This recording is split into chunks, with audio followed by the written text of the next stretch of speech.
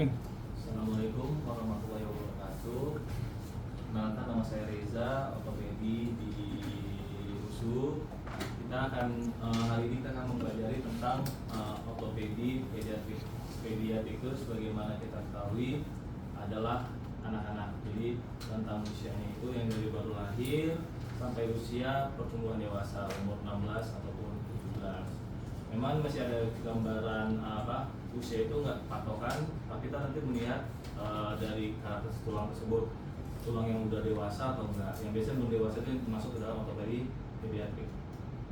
Baik, jadi pada umumnya namanya anak-anak sudah pasti berhubungan sama pertumbuhan, sama kelainan bawaan, dan trauma juga baik di tulang yang fisis maupun bagian tulang lain. Jadi dari seluruh tulang yang kita ketahui kan ada tulang padat, difisis, epifisis, ada tulang metafisial dan pertumbuhan epifisial plate. Ya.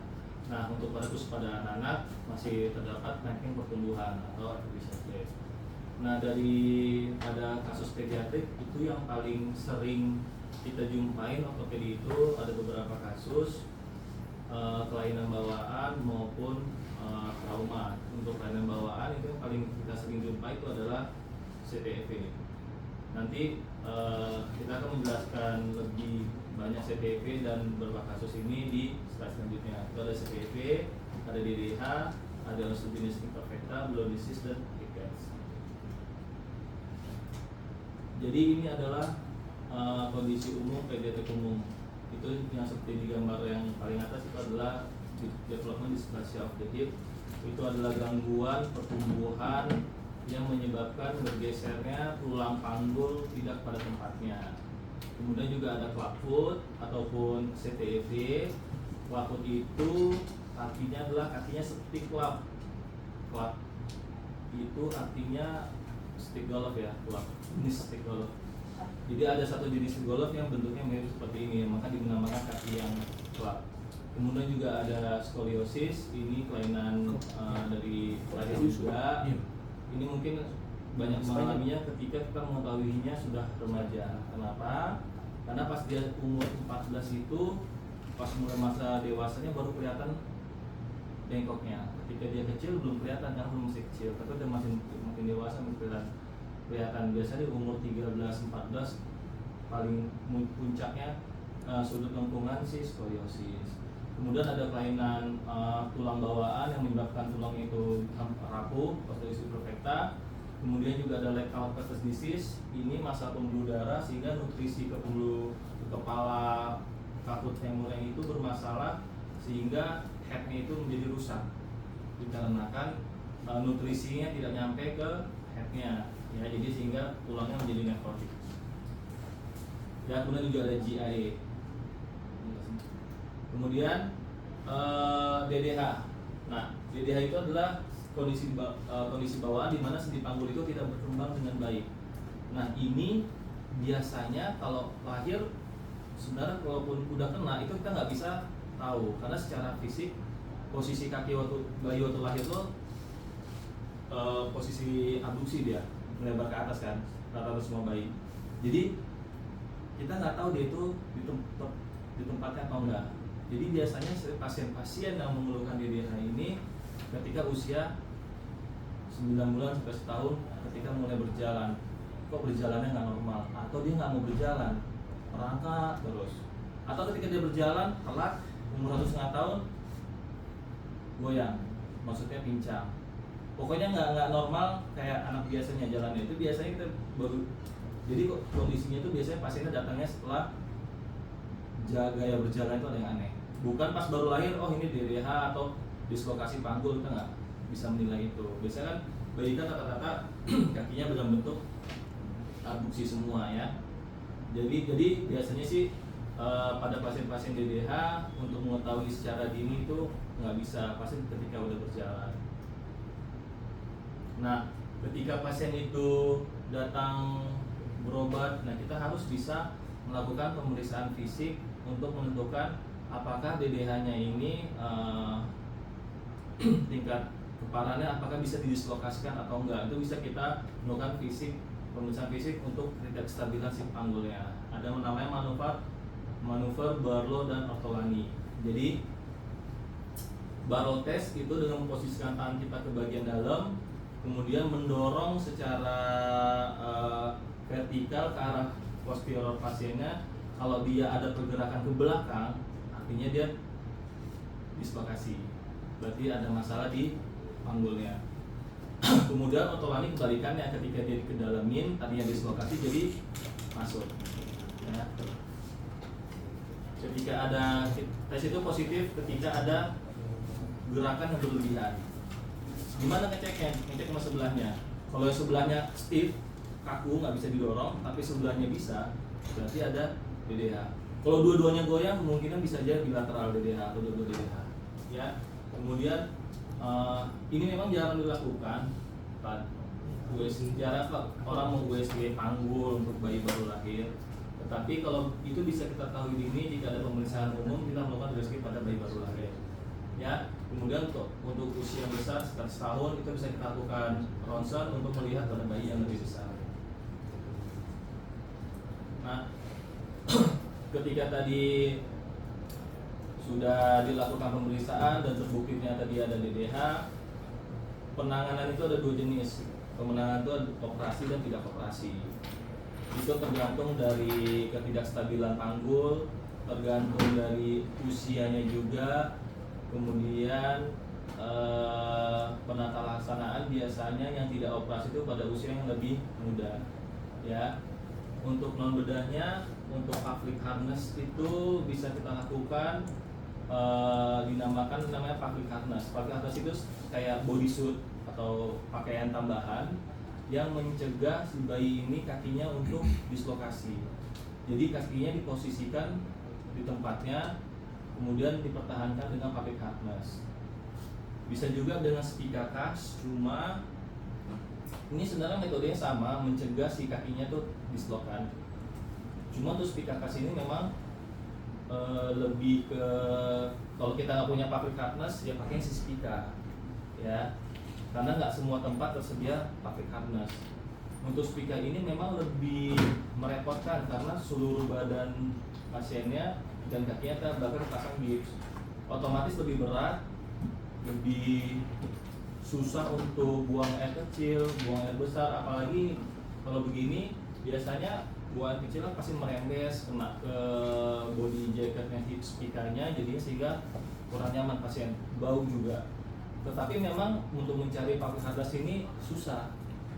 Jadi kalau nggak ada public harness ya kita spika. Jadi ini sebenarnya sistemnya sama. Baik, kembali si Niko Seno. Niko Junior. Oke Pak. Ya. Terus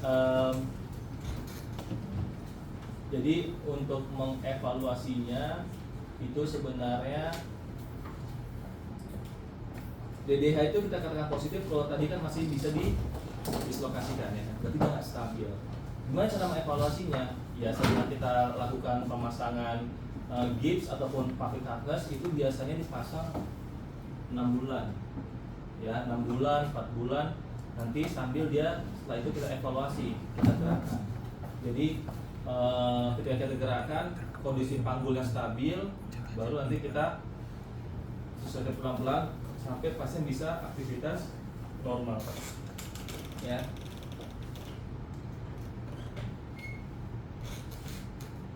Ini untuk pemantauan setelah kita mereduksi dislokasinya, misalnya di tempat di panggulnya sudah di tempatnya, udah masuk ke panggulnya. Jadi ini misalnya DDH, ini misalnya DDH yang di luar, ini kan panggulnya nih, ini mantoknya, harusnya kan di sini kepalanya kan, karena DDH kan dia digeser. Kemudian setelah kita lakukan tindakan, kita balikan ke posisinya, kita lihat garis, ada beberapa garis di DDH, salah satunya garis Milgren's line. Kemudian kalau dia udah cepatnya, nanti kita evaluasi selama evaluasi berbulan-bulan. Nanti setelah penyembuhan sekitar 1,5 tahun, kita lihat ketika pasien sudah bisa jalan, nanti kita evaluasi dengan radiologi lagi apakah masih di tempat atau enggak ya. Tapi sih biasanya secara klinis kalau kita lihat pasien bisa aktivitas normal, bisa jalan, bisa lari, ya udah berarti tindakan yang kita lakukan sudah berhasil. Karena kan tujuan kita untuk melakukan tindakan itu biar pasien melakukan fungsi sebagaimana orang normal ya. Kemudian masuk ke CTV ataupun plakut yang saya bilang tadi. Jadi ini adalah satu deformitas yang paling sering ketemu pada anak dan ini biasanya langsung ketahuan. Kenapa? Karena pas bayi baru lahir kan bisa dilihat langsung kakinya bengkok, dan ketika kaki bengkok itu biasanya yang namanya ibu-ibu sama anak baru lahir itu lebih concern ya, lebih panikan kalau ada apa-apa sama anak bayi itu kalau udah besar ya kan. Jadi ketika dia kaki bengkok pasti ibu itu langsung ke dokter, langsung nanya ini kenapa dok, apa yang bisa dilakukan gitu. Jadi makanya kasus yang paling sering pada anak karena memang orang tuanya pun cepat ke dokter ya. Oke. Jadi di epidemiologinya tuh per 1000 kelahiran itu dari normal kelahiran itu ada yang mengalami plakut. Inilah satu patologi utama menyebabkan internal rotasi kalkaneus terhadap ligamen talokalkaneus sehingga kaki akan mengarah ke dalam ya. Nah, ini gambaran klinisnya yang kita memakai mnemonic cave ya. Cave itu ada cavus, ada adductus, ada varus, ada epinus. Cavus itu bagian sendi ankle bagian dalamnya itu membentuk lengkungan, itu kita bilang cavus. Kemudian adductus itu kakinya itu mengarah ke sendi tubuh, mendekat ke sendi tubuh, posisi kakinya kita bilangnya adductus atau adduksi kakinya. Kemudian varus, posisi telapaknya itu mengarah ke dalam ya. Kemudian ada equinus, tulang ankle itu kan ada lurus, ada ke atas fleksi, jadi dia ke bagian depan equinus ya. Sini khas pada plakut, kita bilang cavus adductus. Tapi nggak semua pasien mengalami 4 ini gitu gejala. Ada juga pasien cuma cavus, adductus, varus tapi equinusnya normal dia bisa ya. Tapi biasanya sih terlibat semua. Nah, untuk penata laksanaannya karena ini tadi pasiennya biasanya dia langsung ke dokter, itu penanganan utamanya adalah di gips. Jadi posisi dia yang tadi bengkok ke dalam itu kita bikin senormal mungkin, sejauh mungkin seperti normal, kemudian kita pertahankan dengan gips. Ini yang membuat teknik ini namanya Ponseti. Jadi kita menamakan teknik gips ini teknik Ponseti.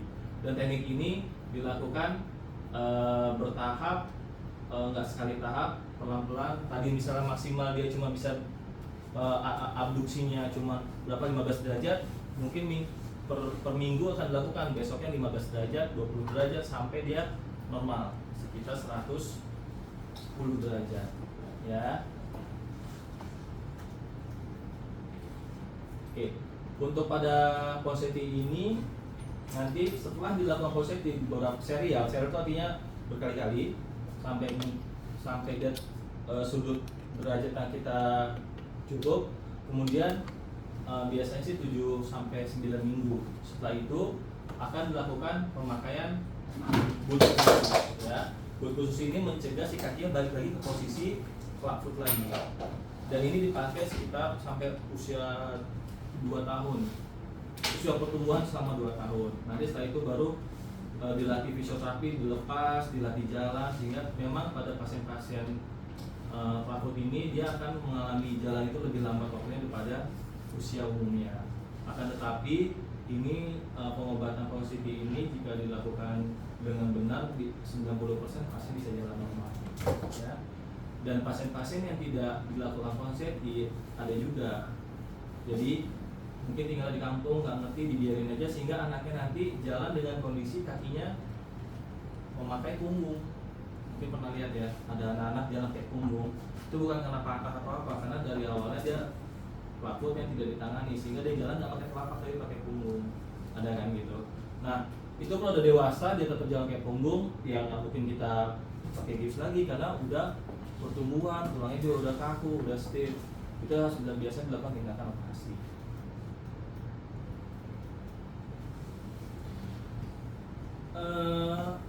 Kita masuk ke fraktur pada anak-anak. Fraktur pada anak-anak itu berbeda dengan orang dewasa, itu sudah pasti. Kenapa? Karena anak-anak itu masih masa pertumbuhan. Di anak-anak itu yang menjaga tulang kita itu ada namanya periosteum. Nah, periosteum anak-anak itu lebih tebal karena mengandung lebih banyak pembuluh darah juga. Tujuannya apa? Untuk menutrisi si tulang, karena tulang masih masa pertumbuhan. Sehingga tebelnya periosteum anak-anak dan dewasa itu jauh lebih tebal anak-anak. Tapi ya tulang anak-anak itu ya ukurannya pasti lebih kecil, ya. Jadi di anak-anak itu masih memungkinkan pola-pola fraktur yang tidak ditemukan di dewasa, yaitu fraktur Greenstick atau fraktur pylon. Jadi frakturnya itu cuma garis kemudian jadi sedikit bengkok gitu, bisa pada anak. Kalau dewasa nggak bisa bengkok. Kalau anak masih bisa karena masih bisa pertumbuhan lebih tebal periosteumnya. Ya, kemudian anak-anak itu memiliki fisis, ini fisis, rangkaian pertumbuhan. Dia gambarannya di luar kayak patah, cuma nggak ada, dia biasa terletak di ujung-ujung, di distal dan di proksimal. Nah, kalau itu kena, lempeng pertumbuhan kena, ya pertumbuhan terganggu. Bisa gini, tangan kanan kiri, si tangan kanan lempeng pertumbuhannya kena nih yang kanan, bisa tangan kanan lebih pendek daripada yang sehat, ya. Jadi itu memungkinkannya menghambat pertumbuhan. Kemudian karena masih ada potensi pertumbuhan, makanya pada fraktur anak-anak kalau tidak dioperasi pun tulangnya bengkok karena dia pertumbuhan, dia akan bisa jadi lurus lagi karena dia masih memanjang gitu. Beda sama orang dewasa, kalau udah bengkok aja, nyatu di bengkok. Kalau dewasa tuh orang anak dia bengkok, dia nyatu, tapi ketika karena pertumbuhan jadi dia memanjang tulang, jadi lurus gitu ya. Makanya terapinya pada anak-anak itu lebih banyak yang konservatif atau tidak dioperasi, hanya dibetulkan posisinya ataupun digips. Ini contoh gambar ini Greenstick fracture, yaitu fracture yang tidak komplit sehingga menyebabkan bengkok. Kemudian juga ada buckle fracture, complete fracture tapi dia tidak bergeser tapi menyebabkan dia bengkok juga.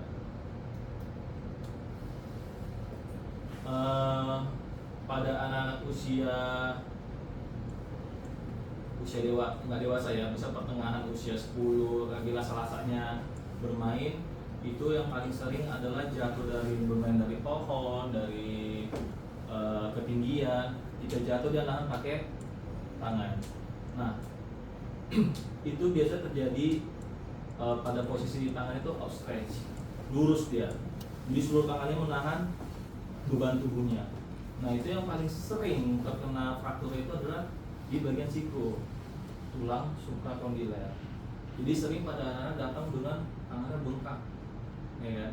Itu kita harus curigai suprakondiler, harus lakukan pemeriksaan radiologi di siku.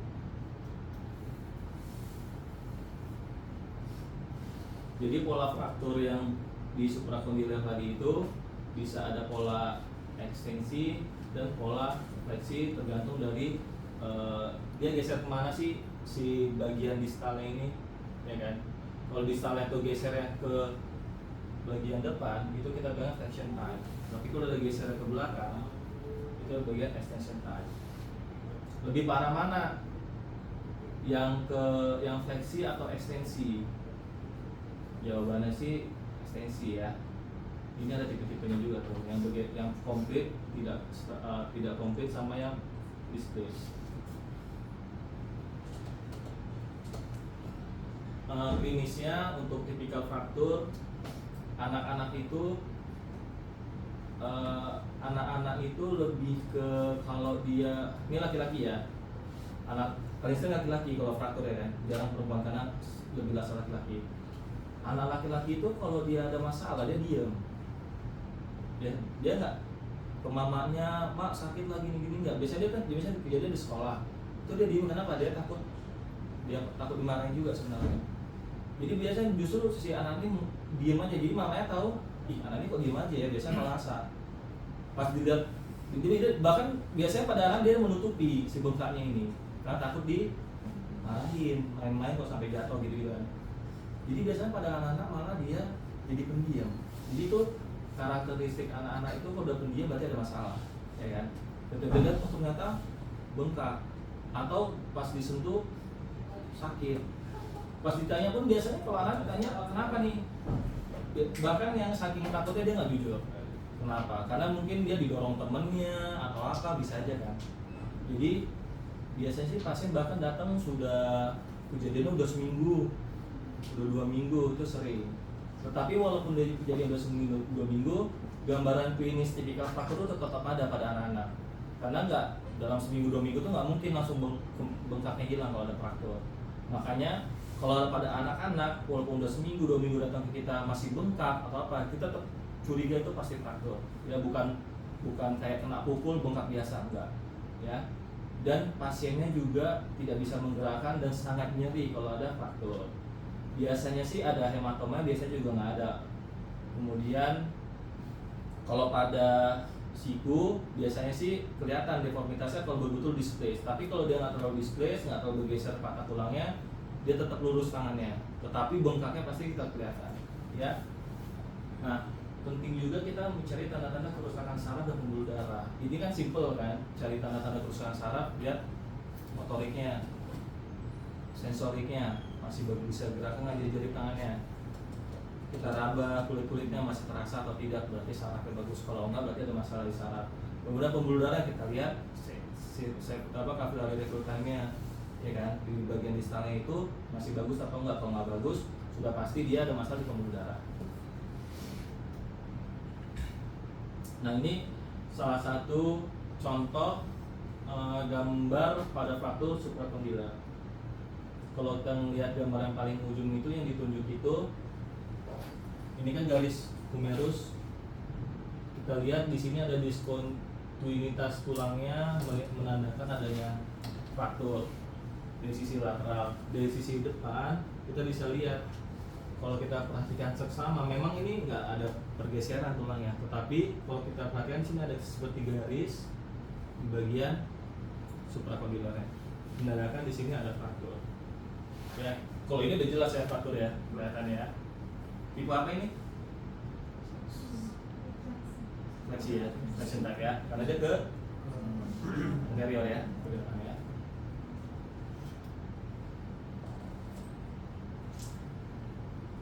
Komplikasi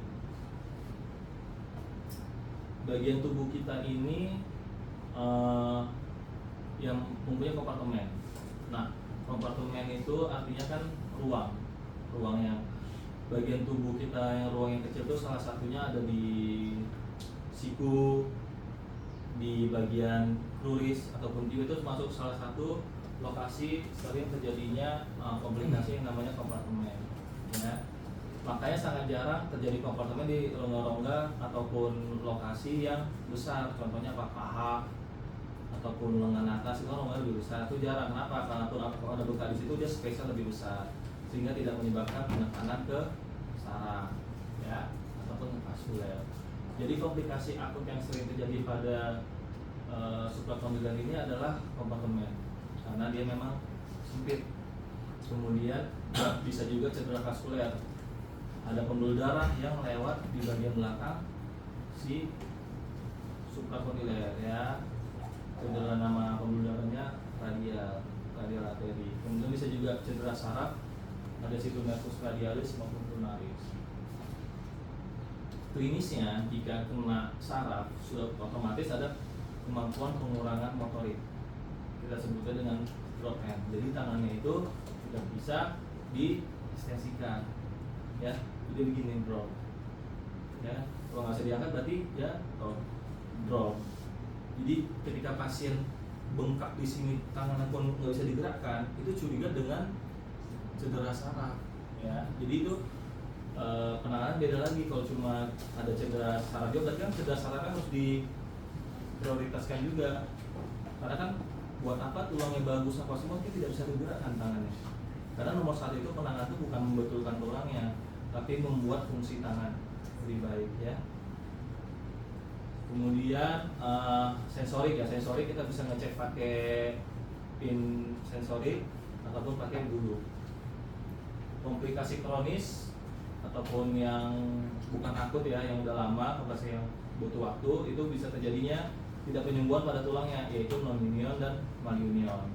Nah, kalau pada malunion, deformitas dia bengkok tangannya, bengkoknya ke arah luar. Itu sering dibilang dengan gunstop deformity. Gunstop itu ini pelatuk ya, arti gunstop. Jadinya bentuknya kayak gini tangannya.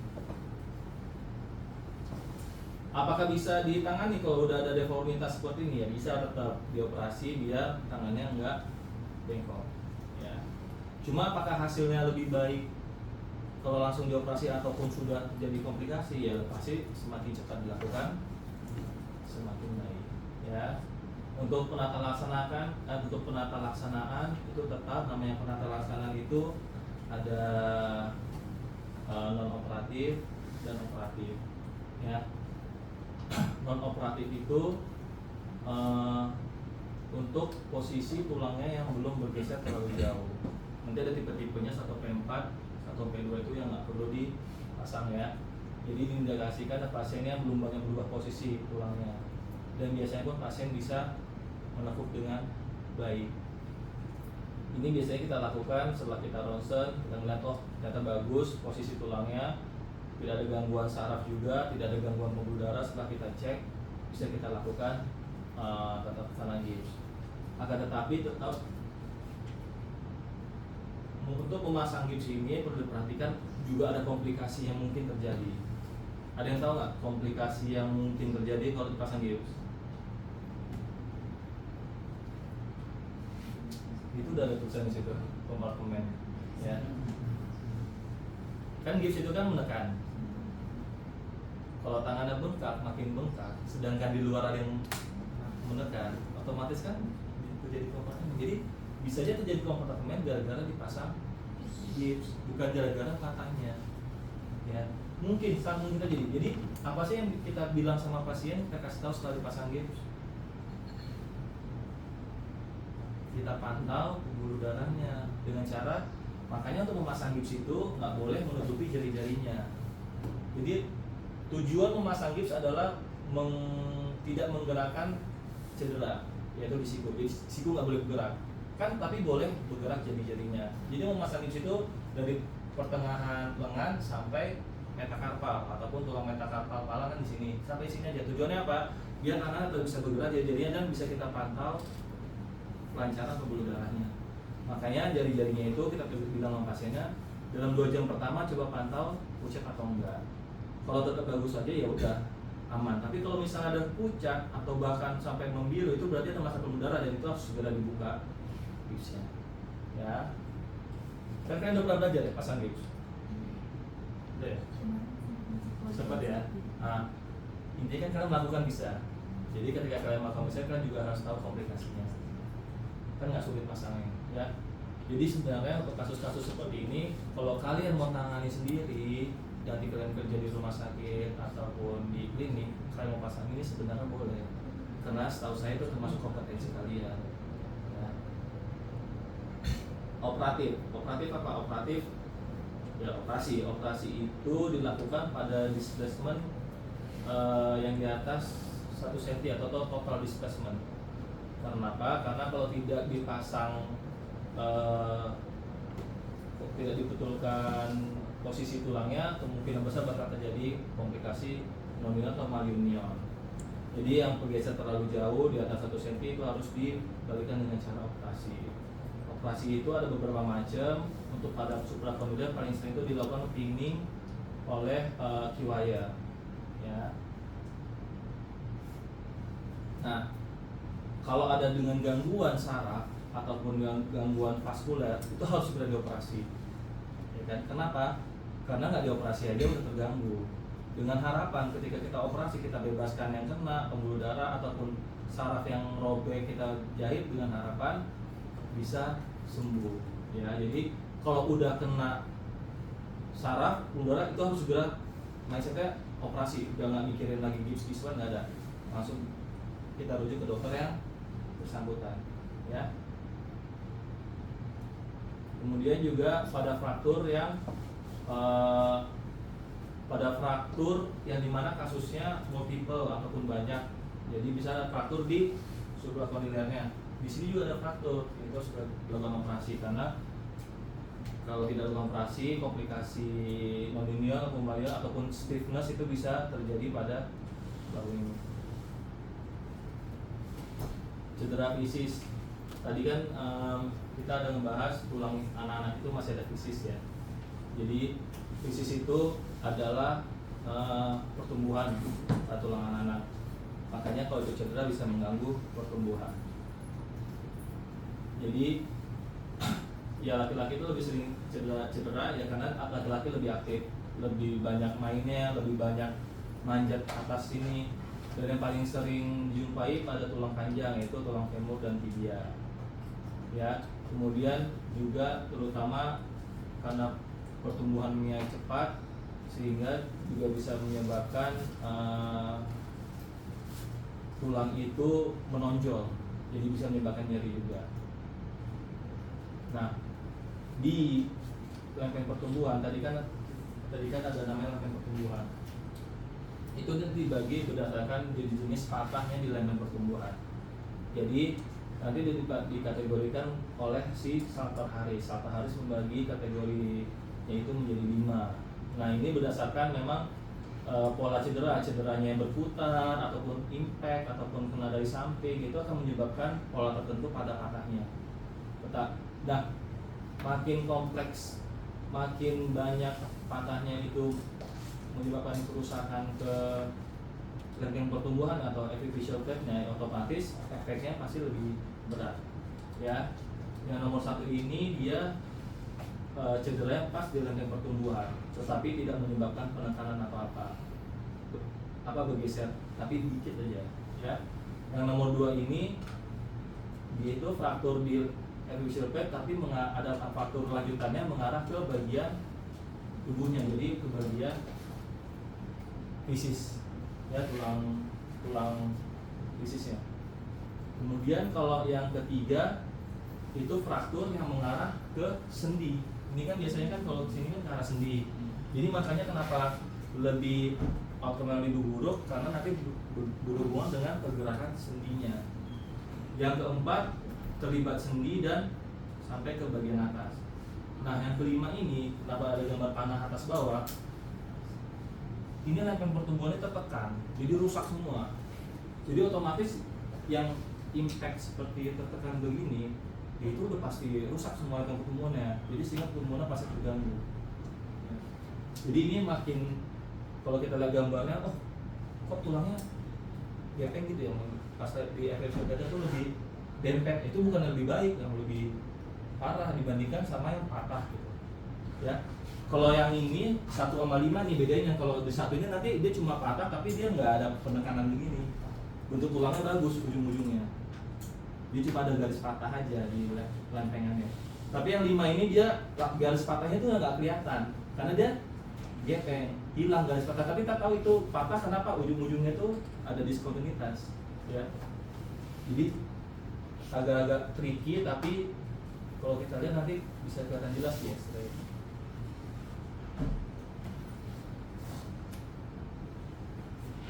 Ya satu tadi ya. Ini hanya apa? Mnemoniknya aja, salter, side to side, below, through, sama growth plate terganggu. Ini erasure terhapusnya growth plate. Untuk tata laksana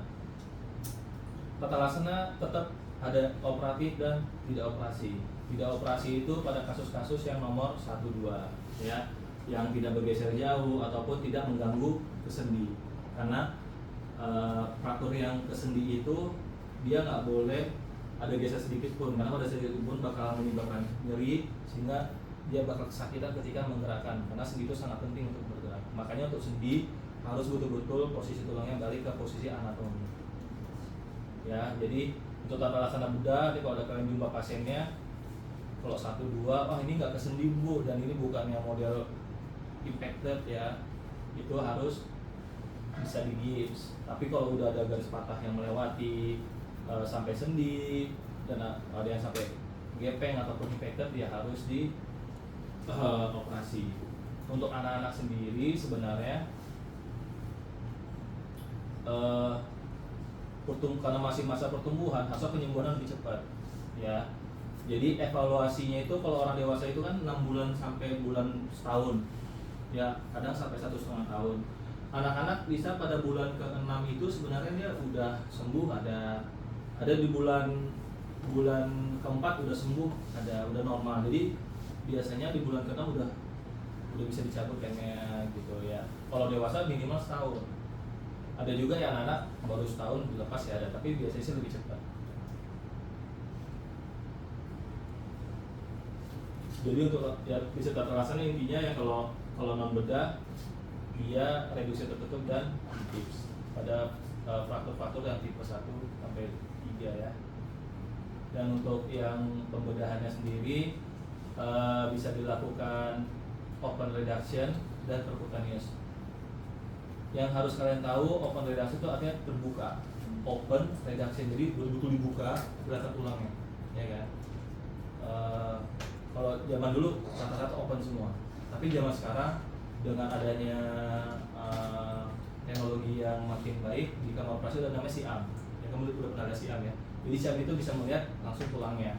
Ketika kita udah mereduksi tulangnya pakai SIAM, baru kita pinning pakai wire. Ya, itu kan tetap kita pasang implan juga, cuma lebih nggak ada lukanya kalau dengan percutaneous fixation. Mana lebih sulit, open sama percutaneous? Percutaneous ya, lebih sulit. Karena kan kita mau menggerakkan tulang itu ke posisi yang benar, tapi kita nggak boleh nyentuh langsung, mesti dari luar. Itu lebih sulit dibandingkan kita nggak langsung barangnya kita susun, ya kan?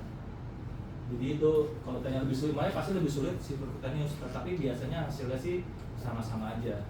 Bedanya open itu ada luka, ada bekas luka, jadi lebih penampilan pun lebih nggak baik karena ada bekas luka ya.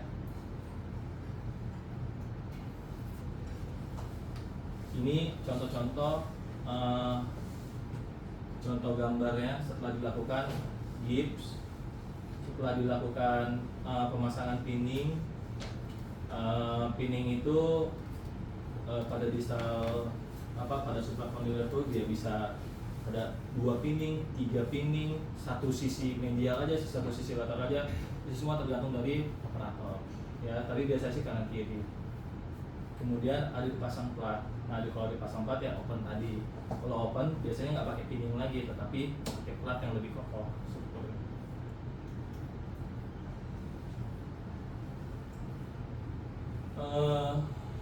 Take home message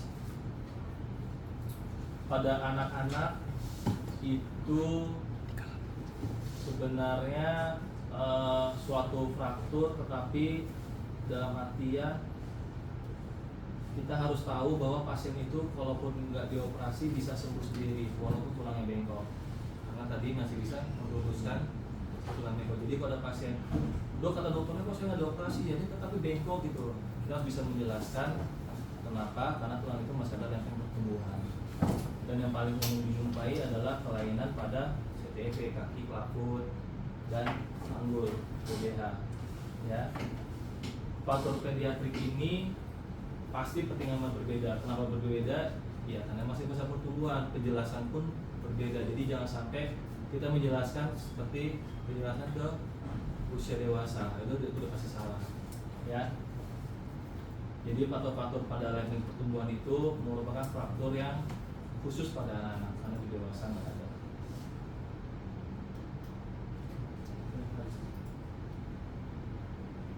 Oke. Baik. Kita akan posisi sesi tanya jawab, silakan. Boleh? Aku mau tanya.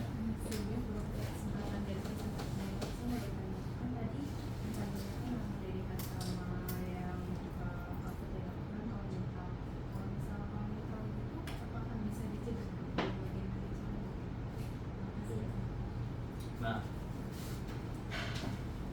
sebenarnya kan ini kalau ditanya teori, etiologinya kita nggak tahu. Etiologi kan penyebabnya. Tetapi rata-rata kalau kita menganamnesa pasien-pasien yang mengalami kelainan, itu nanti dia pasti antara itu dia ada masalah di lahirnya, kurang berat badan, prematur, atau ternyata ibunya juga tidak pernah mengkonsumsi vitamin atau asam folat ya, asam folat. Jadi itu sebenarnya kesehatan bayi sangat dipengaruhi oleh kesehatan ibu. Jadi kalau ditanya bisa kita cegah, bisa, mudah-mudahan dengan ibunya sehat, anaknya sehat. Tetapi kita nggak bisa mencegah ketika dia sedang mengandung. Kita lihat ini supaya nggak terjadi kelakut, kita otak-atik ya nggak bisa. Tapi kita bisa menjaga ibunya. Jadi kalau nanti bisa mencegah, mudah-mudahan bisa dicegah dengan kesehatan ibunya. Ya, tapi kalau itu udah kejadian, kemungkinan ada faktor keturunan juga. Kalau baik ibunya sehat apa, kalau kalian coba di anamnesa coba ada nggak faktor keturunan. Biasanya sih ada faktor keturunan juga. Ya.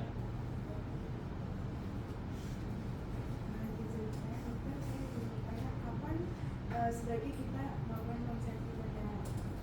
Oke, bagus. Jadi kalau kita lihat tadi kan pasien bisa datang pas baru lahir ya. Tetapi kalau pasien datang pas baru lahir, apa yang terjadi kalau kita langsung pasang konsepsi?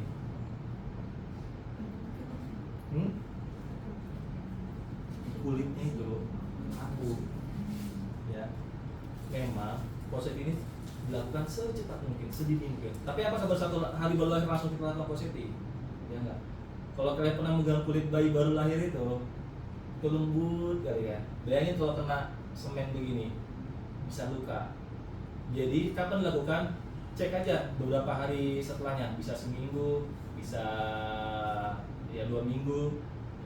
Nanti kalian cek kalau kulitnya udah agak kenceng, udah mulai nggak warna kemerahan, biasa bayi lahir baru merah, udah mulai kecoklatan, itu sebaiknya dilakukan konsep. Jadi kalau ada pasien yang datang kalian betul baru lahir, wah ini memang harus dilakukan konsep, tapi tunggu keadaan bayinya itu lebih sehat lah. Kalau bayi baru lahir biasanya lebih tipis kulitnya sangat memerah, jadi itu bisa kita tunda. Nah, waktu yang terbaik untuk melakukan kelakut ini di bawah usia 2 tahun. Ya. Kenapa? Bukan 2 tahun, 6 bulan. Kenapa? Karena di atas 6 bulan udah mulai tulang-tulang itu udah mulai kaku, udah mulai stiff. Jadi nggak boleh lewat di atas 6 bulan. Tapi nggak mesti 1 hari setelah lahir juga. Yang penting di bawah 6 bulan.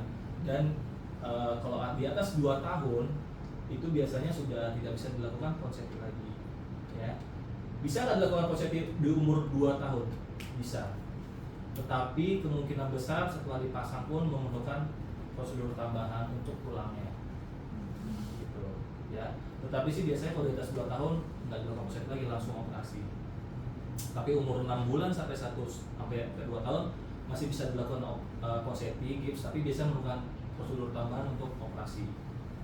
Kalau di bawah 6 bulan rata-rata cukup dengan konsepsi dia bisa. Ya, jadi mindsetnya itu memang ini dilakukan sedini mungkin, tetapi nggak boleh lewat ke atas 6, disaran tidak di atas 6 bulan.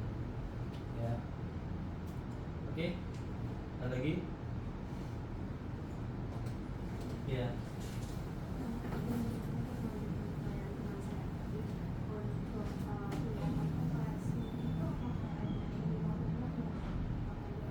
Oh ya. Nah, pada kelakut ini memang untuk di Asia ya, Indonesia sih masih banyak kita jumpai pasien-pasien yang tidak tertangani ini sehingga memerlukan tindakan operasi.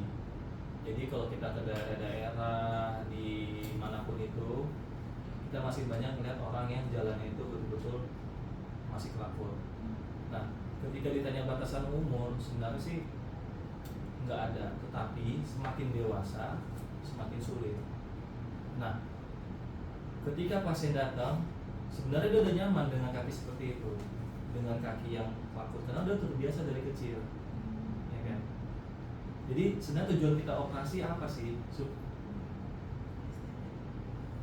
Jadi kalau kita operasi, betul estetik. Kalau kita operasi, kan tujuan untuk bisa berjalan juga kan. Sedangkan tujuannya udah tercapai belum? Udah jalan gini. Tetapi kan kalau kita melihat kaki kan di belakang, nggak normal. Jadi sebenarnya terbiasa. Jadi kita balikan ke si pasien. Ini tujuan operasi mau ngapain sih? Ya saya mau kelihatan kayak orang normal. Kalau memang dia mau semua, karena ada resiko setelah dioperasi dia bisa nggak jalan. Kalau terjadi komplikasi, kalau infeksi, kematian tulang, namanya kan tulang kita bongkar, kita susun biar dia bisa napak lagi. Dia butuh waktu. Ya bisa aja yang kita terjadi komplikasi, bisa aja arteri yang kena, nutrisi ke tulang nggak bagus sehingga tulangnya bisa jadi nekrotik, mati. Sehingga bisa jadi amputasi. Yang tadi yang pengen jalan normal malah nggak ada kakinya, mungkin nggak? Sangat mungkin, namanya operasi, ya kan? Oleh karena itu, kalau ditanya batasan umur sebenarnya udah nggak direkomendasiin lagi tuh operasi udah usia tua. Tetapi kalau pasiennya mau usaha, dia pengen bentuknya balik lagi, karena dengan dia membalikkan bentuknya belum tentu juga dia bisa jalan, kan begitu. Sedangkan dia belum nggak dioperasi pun bisa jalan. Bahkan pada pasien seperti itu bisa lari, dia tetap bisa lari, dia pakai sepatu khususnya tetap bisa lari, aktivitas normal. Mungkin jalannya nggak normal tapi aktivitasnya normal, ya walaupun tampilannya nggak normal bentuknya, ya. Jadi kalau untuk batasan umur saya bisa bilang tadi paling baik 6 bulan bisa dilakukan sampai 2 tahun yang biasa menggunakan prosedur tambahan, ya. Jadi kalau kalian ketemu pasien udah usia dewasa tetap ada namanya tindakan operasi, ya, tapi itu balikan lagi nanti. Makanya di dalam pengobatan kita itu komunikasi itu paling penting. Jadi komunikasi itu artinya apa sih yang si pasien mau, itu harus kita tanya juga. Kalau dia bilang saya pengennya kalau dioperasi jadi pelari gitu, nah itu harus jelaskan, nggak bisa lagi, namanya tulangnya udah normal, ya kan. Saya bisa lari dong tapi saya pengen jadi juara gitu, ya nggak bisa, dia udah ada keterbatasan, ada masalah di bagian kakinya. Tapi kalau dia bilang saya cuma pengen kayak orang normal, pengen bentuknya aja gitu, saya pengen usaha gitu, kalau kita jelaskan resiko-resikonya, kalau dia setuju baru dioperasi. Oke, udah sejam sampai juga. Kita akhiri pertemuan kita sampai hari ini. Assalamualaikum warahmatullahi wabarakatuh. Waalaikumsalam. Boleh? 47 juga. Ya, apa? Capek dulu.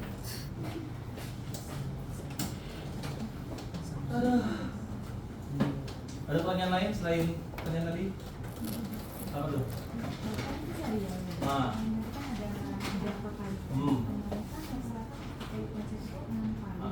Tapi ada sampai 18 kali. Nah, jadi kan ada target tuh. Kaki tadi, kapus, adductus, equinus. Yang terakhir kita koreksi itu equinusnya. Yang pertama tuh adductusnya, kemudian pertama tuh kapusnya, adductusnya. Pokoknya terakhir tuh equinusnya yang begini ya. Nah, kalau si pasien yang belum nyampe begini, ya itu digips terus sampai dia betul-betul kakinya itu ABD, abduksi. Terakhir baru dia ke atasin. Nah, ke atasin itu kan namanya equinus atau mata di depan. Itu betul di lama. Kalau itu nggak tercapai, dicoba terus. Kenapa? Karena kalau nanti itu dia nggak maksimal, nanti dia tetap jalannya ini dalam. Jadi tergantung dari sebenarnya keparahan urat-urat di dalam kakinya itu. Dia ada yang lebih rigid, ada yang enggak. Artinya apa? Ada yang rigid, ada yang fleksibel. Biasanya pas sebelum kita gips dia lebih fleksibel, itu yang lebih gampang, lebih tinggi lah kemungkinan dia cepat gipsnya. Tetapi ada juga yang baru kita gerakin sedikit udah bisa kaku dia rigid. Itu bisa lebih lama, bisa 8 kali. Tadi 18 ya. 18 berapa bulan coba? Ada yang cuma enggak. Standarnya 7. Tapi ada lebih tergantung daripada parahan kaput. Karena nggak semua kaput itu sama kan. Gitu. Jadi mau tanya kenapa ya? Bukan gara-gara nggak benar ini ya. Bukan salah dokternya. Tapi memang kakinya itu lebih rigid, lebih rigid. Ada skor. Oh iya. Harus tercapai paling Iya, lama. harus tercapai. Karena nanti harapannya si kakinya itu bisa pakai sepatu. Ada tadi kan nama sepatunya apa? Nah itu tuh, kelihatan bawah itu. Ada tahu namanya apa?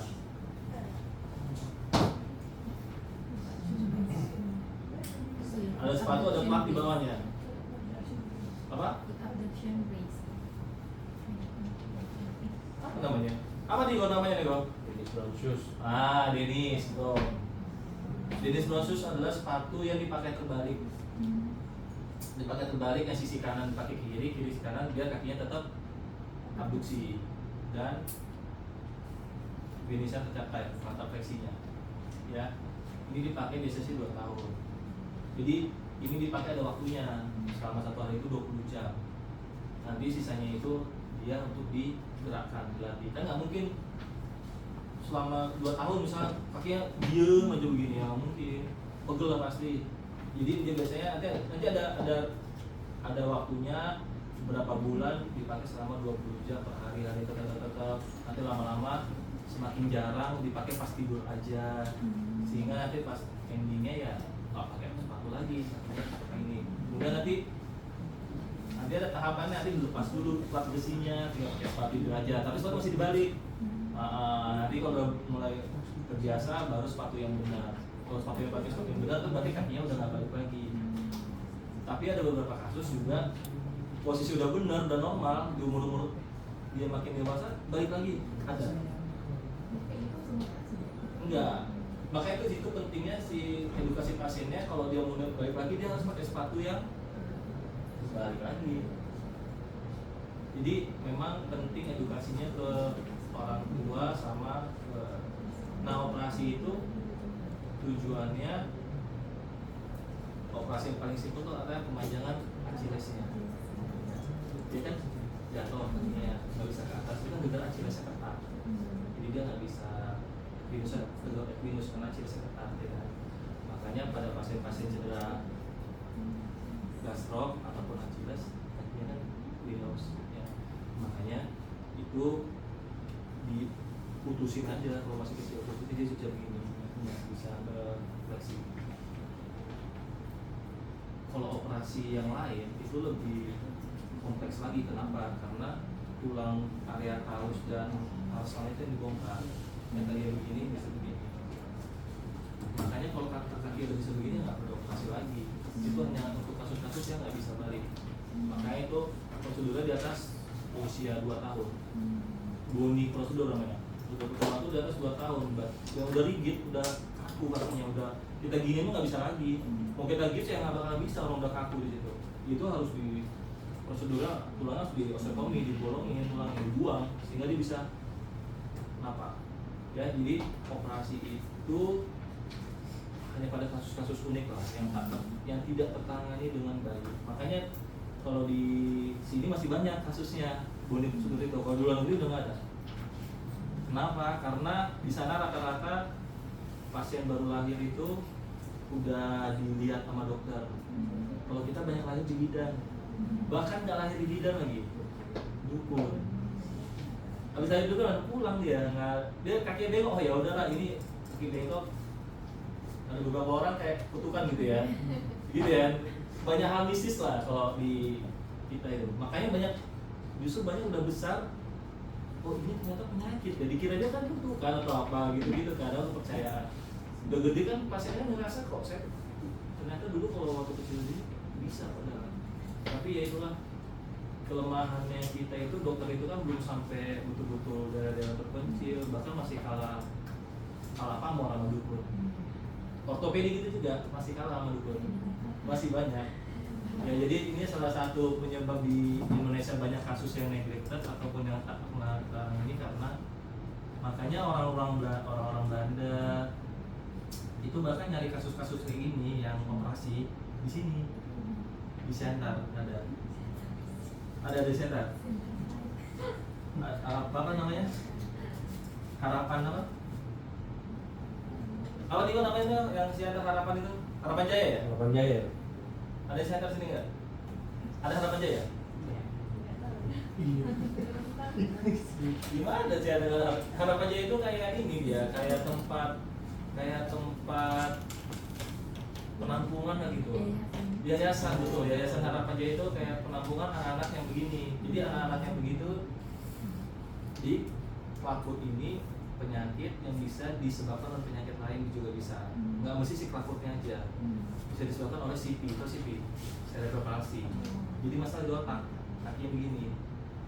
Kalau pada kasus CP, kita percuma kita betulin kaki itu, dia nggak bakal bisa jalan juga.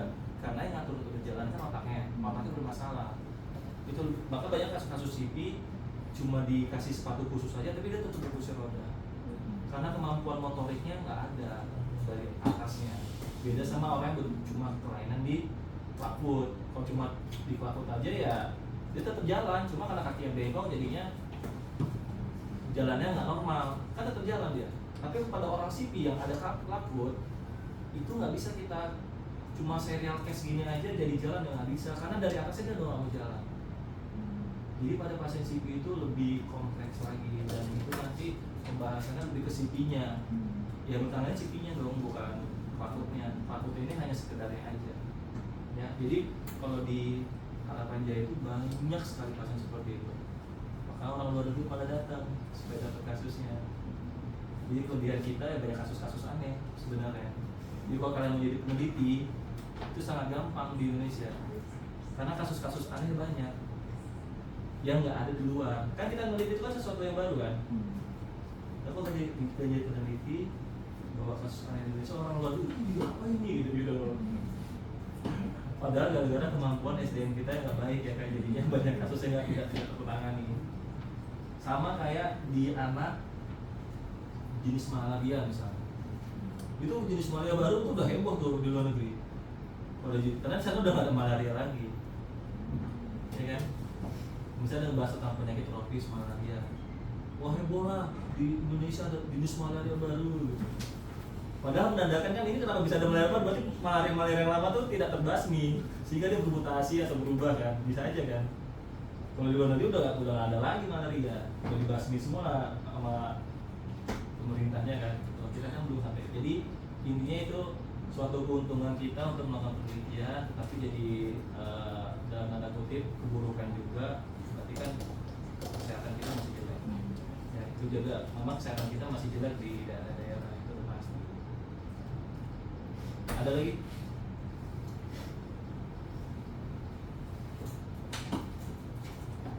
Masih banyak positif di poli? Masih ya? Oh. Berarti kan kesehatan ibunya juga dipertanyakan kan kalau bisa. Karena kan ini kan bukan rata-rata sih, kalau menurut aku ini penyebabnya sih buat sekedar keturunan aja, kesehatan ibunya juga. Ya kan? Apa ibunya makan vitamin atau enggak. Jadi ini lebih ke kewaspadaan ibu hamil lah harusnya di Indonesia ini. Vitamin ya, apa harusnya dimakan ya kan? Ataupun kontrol ke dokter ya. Juga banyak yang lahirnya sungsang atau apa, jadi punya kelainan di tulangnya pas lahir. Di klakfoot ini karena ini kelainan bawaan, ketika ada kita punya pasien yang kelainan klakfoot, itu jangan lupa dicek seluruh tubuh. Apa yang dinilai dicek seluruh tubuh? Tahu cafe ole ya? Cafe ole itu aku juga nggak tahu sih itu apa. Cuma itu tandanya ada hitam-hitam di tubuh kita, kayak lahir, spot lahir ya. Tetapi itu sebenarnya menandakan ada kelainan kongnital yang di tempat yang berbeda. Bisa aja kelainan di misalnya di spine-nya kelainan, atau ada CP-nya, cerebral palsy-nya. Jadi biasanya itu berhubungan sama penyakit lain. Jadi klakfootnya itu bukan gara-gara klakfootnya itu sendiri, tapi klakfootnya itu berhubungan ada penyakit lain. Makanya sering kalau ada klakfoot itu sering lihat semua badannya klik. Kalau dia itu dan ujungnya besar, dia ada penyebab yang lain. Gitu. Ya ada namanya istilahnya KPO. Jadi pada anak-anak ini harus lebih waspada kita, harus lebih, kan nggak susah kan ngeliat bayi kan. Buka baju bayinya kan gampang dan ini bentar aja kan. Jadi tapi kalau nggak dilakukan kita nggak tahu. Oh dia bengkok ya bu, oh ya bu langsung aja kita gips atau gitu kan, enggak. Itu tetap harus melihat, memastikan dia itu nggak ada sumber penyebab lain. Kalau sebab kalian cuma gips aja karena dia ada CP, pasti udah selesai kita gips, dia tetap begini lagi. Karena yang bikin dia bengkok bukan sininya, atasnya. Ya, oke ya. Terima kasih.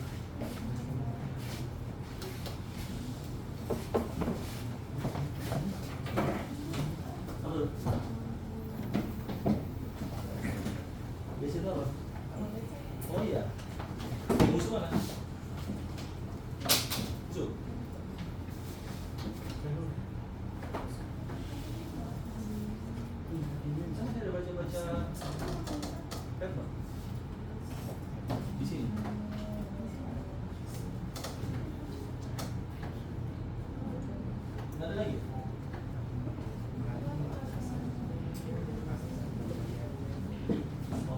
Tapi baca teori paper nggak ada ya? Nggak ada lagi?